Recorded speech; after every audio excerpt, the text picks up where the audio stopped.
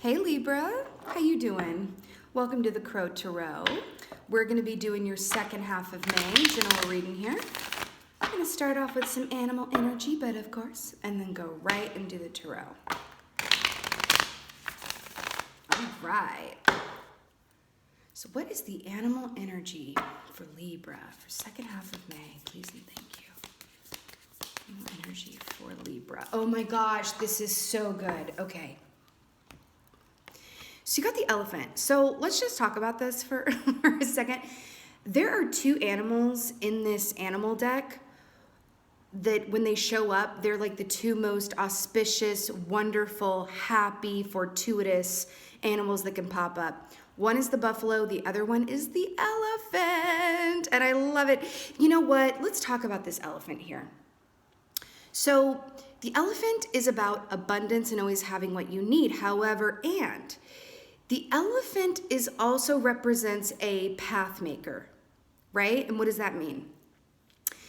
Any obstacles that may be on your path, whether they be internal, external, both, whether they're people around you or job that you're in, whatever that is, even negative self-talk, whatever that is, the elephant this energy wants you to align with your highest and best good and your highest and best destiny.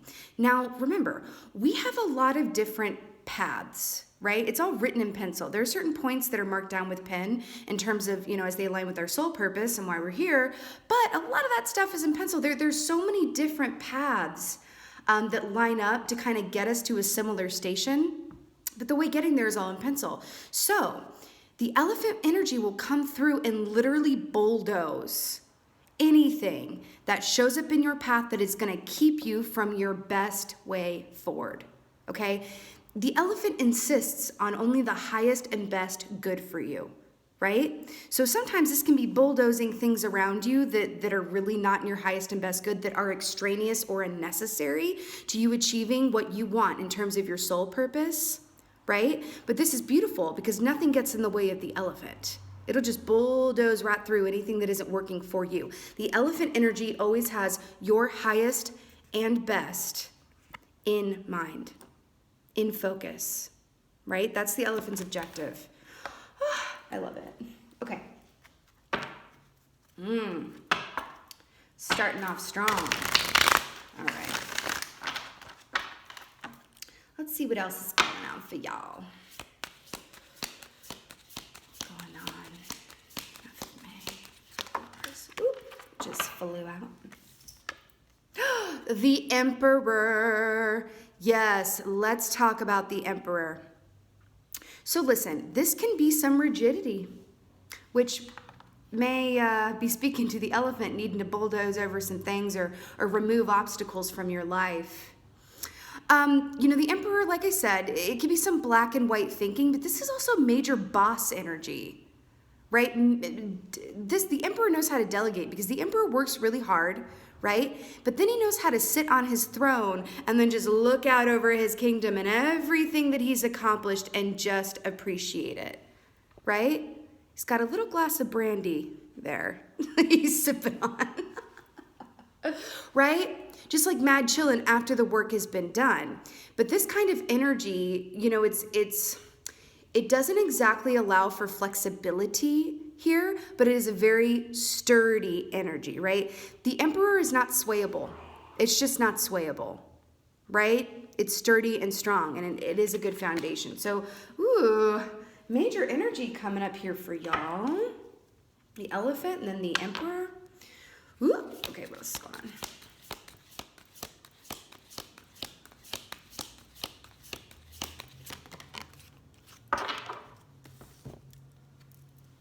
Ten of Wands. Wow, this isn't lining up.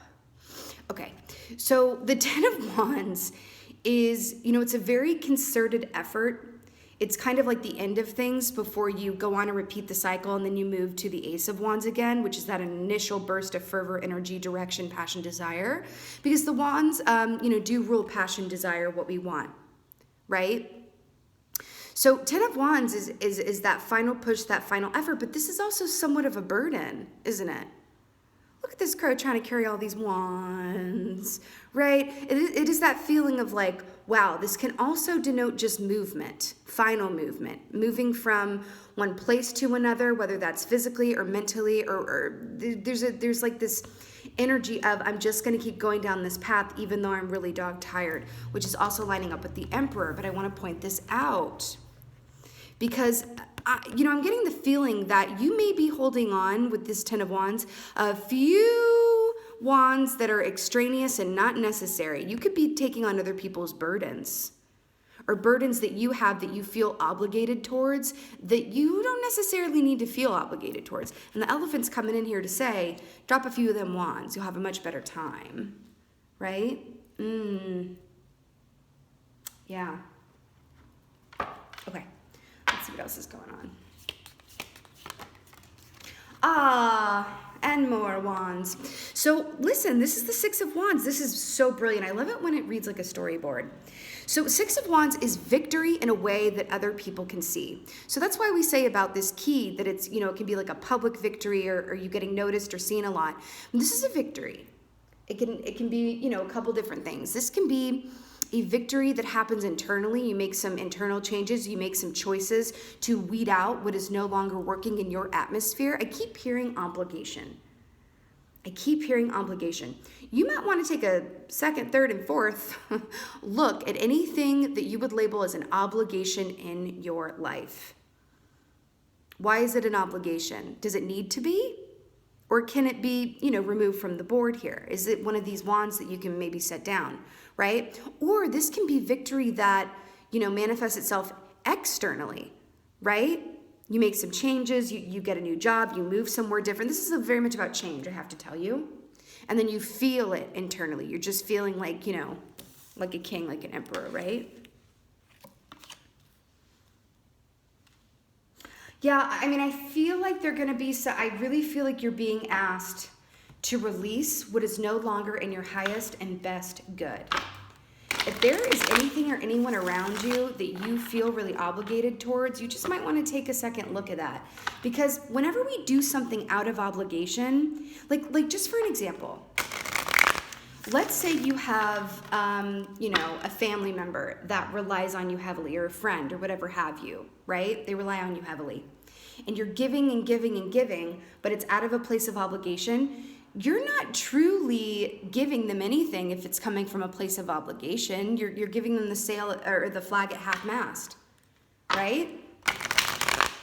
So wouldn't it be better to just kind of remove yourself from that particular line of obligation, shift it, and maybe let them, right, be their own source of comfort, independence, whatever that is? Because for you right now, you're really being asked to do what is working for you in alignment with what you are. And a huge indicator of that is like how you feel about what you're doing. When someone calls you, are you picking up the phone, just as an example, because you really want to talk to them or because you feel obligated? There's this whole thing around obligation and extraneous factors here that are, are asking you to kind of cut away so that you can have an easier time getting where you're going to the Six of Wands. Let's get a clarifier for this Emperor here. Gorge. So, yeah, we got a Knight of Pentacles here. So we know that this is the slowest moving knight in the deck, right?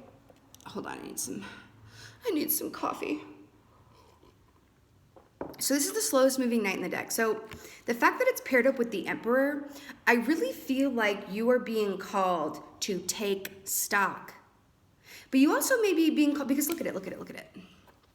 The Elephant, for the most part, is a slow-moving animal energy. So there's this element here of moving slowly. The Emperor is mad chillin'. He's not rushing to do anything. He delegates the rush work to others that work for him. You know what I mean? So there's this element here of like really taking your time to discern, really looking at your life, excuse me, from a standpoint of plenty. And what do you really need? What really adds to your day-to-day or your experience, right? There's a need for editing. There's a need for editing. Loving editing, of course. Let's get a clarifier for this Ten of Wands here, though.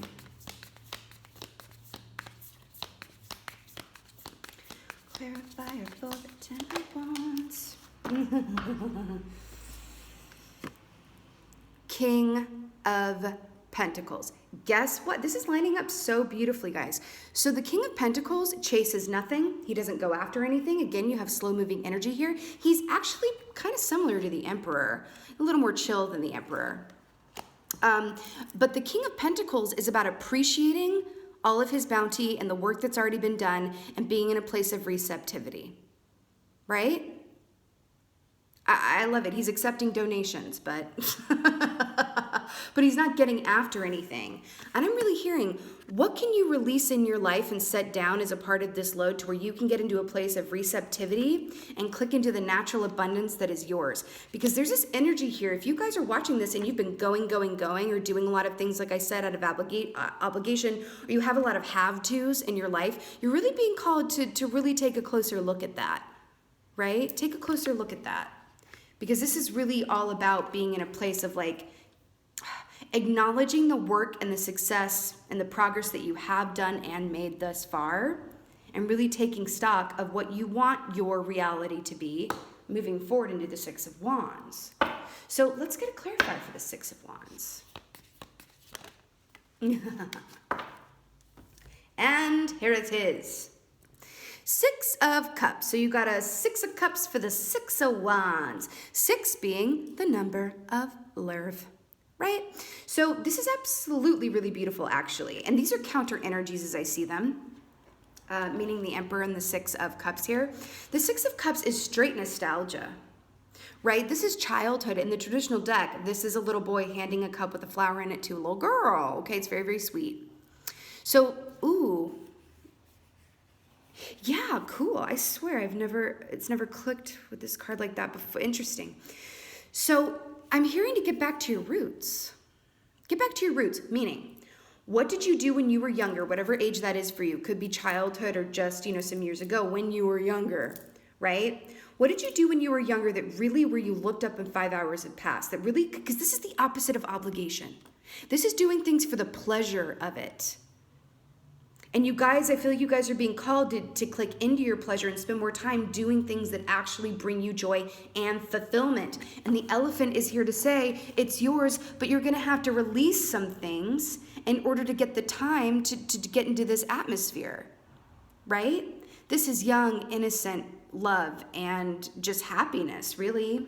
So you're going to have success around, I feel like if you harken back to what you used to love or what you used to really love doing, even if that's a hobby or a dream, career, whatever that is, really notice that. Take a good hard look at it, right? If when you were a kid, you loved writing, for example, you used to write stories, just for an example, because wands do rule passion, desire, creativity, right? And you stopped writing just because, well, I'm not going to make any money at it. I have to do this. I have to go over here. I have a, air quote, real job. You're being called to really look at that and spend more time in pleasure outside of obligation.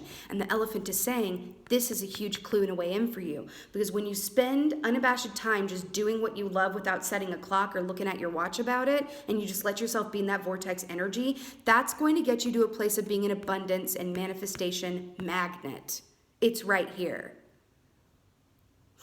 I'm seeing this image of someone like walking down the street and the universe is literally trying to put all of these wonderful people, situations, good luck moments in their path, but they've got their head down on their phone doing this and this and that, right? I'm hearing to take a moment, take several breaths and really just insist, at least for this time, right, this end of May, to really check your motives around things, really check your objectives, right? These obligations or these to-dos that you have, how are they making you feel? How are they making you feel? Do they raise your vibration or do they lower it? That's what the elephant is asking. And anything that doesn't raise your vibration, right, let it go. Let the elephant just bulldoze right through it. Okay? That's what I'm getting for y'all. Let's get an oracle card. Yeah, let's do this one. Oracle card for y'all.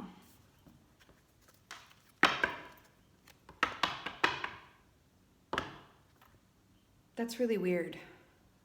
Okay, so this never happens. Sometimes I'll split the deck And then like the card that's for you is right there. I'm gonna get one more, but this one is just like staring at me and I'm like, oh, well that's, wow. Let's get one more. Perfect. Okay, brills. So this is the one that was staring at me. It says, clear your space. I was like, oh my God, really? Clear your space, Archangel Jophiel. Get rid of clutter, clear the energy around you, and use Feng Shui. Okay. So I feel like what this is saying, you could take that literally if that applies for you. You know, maybe some little bit of late spring cleaning here, but this is clear the energy around you, get rid of clutter. This is saying let go of those obligations and anything that isn't raising your vibration at this time. Right? Doesn't she look like she's just completely blissed out? Look, she's not holding on to anything. She's not carrying anything. And I just heard you can't receive anything if your hands aren't open, right? If you're just like this, right? And get into that place of receiving. Because the buffalo, I'm telling you, when this comes up, good fortune and good luck is sure to follow, right? Don't miss it. Keep your head up. Remember when I said that I saw, the meditation, the person looking down at their phone? This queen's looking up like, yes, I receive and I surrender. Now, oh my gosh, is it the same? Oh my God, it's the same angel. I'm obsessed. Jophiel coming up for you hard here. Okay, so outdoors, Archangel Jophiel. Go outside, get some fresh air, and connect with nature to relieve stress and gain new creative ideas. This is exactly what I was freaking talking about with the Six of Wands and the Six of Cups. And guess what this is? Outdoors is also about keeping your head up and being in a place of receptivity and just letting time fly by. We've got nature here beautifully depicted in the Six of Cups key as well. This is beautiful. And you know what? It also feels like you're being given an opportunity, but in order to receive it and not, miss it, air quote, because that's the thing, we are offered opportunities all of the time.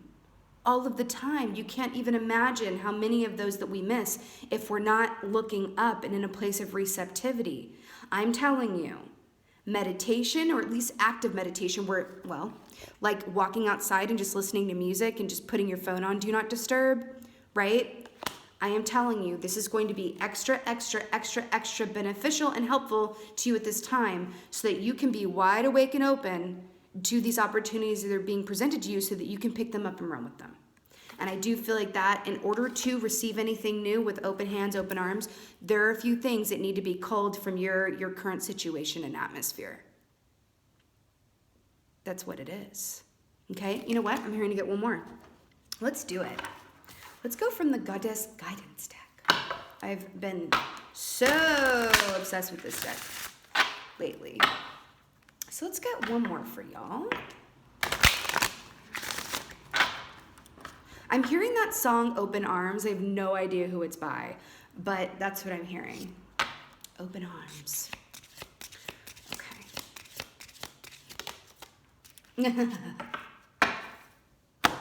Yep. Okay. I just got shivered. Okay. Irene. I think I'm pronouncing that right. I should know how to pronounce that because I believe it's Gaelic. But anyway, Irene. Peace. There's no need to worry as everything is working out beautifully. This is exactly the message of the elephant. Everything is working out beautifully. But sometimes on this road to peace and your best path forward, something's got to be removed so that you have room for the new. And that's just what it is. Interesting. Do you see, can you see this? Do you see how she's got some corn husks here and then some beautiful grapes? I feel like that's really relevant for you guys. It's like this bounty is coming up here. Let's just talk about her for a second. See how she's holding on to this baby, right? Wrapped in purple, which is also, right? Crown chakra, intuition, and then the grapes are purple. This is a bounty. This is a harvest that's reaped, right? And it's yours to reap is what I'm getting here, right? And then we've got the water with the nature coming in here too. All of this stuff, I'm telling you, the elephant does not come up unless you're about to have some serious good luck, right? You can miss it though, if you're not open and receptive, and if you're bogged down in obligations and have-to-dos and in that emperor energy of like, gotta get her done, right? Gotta get her done.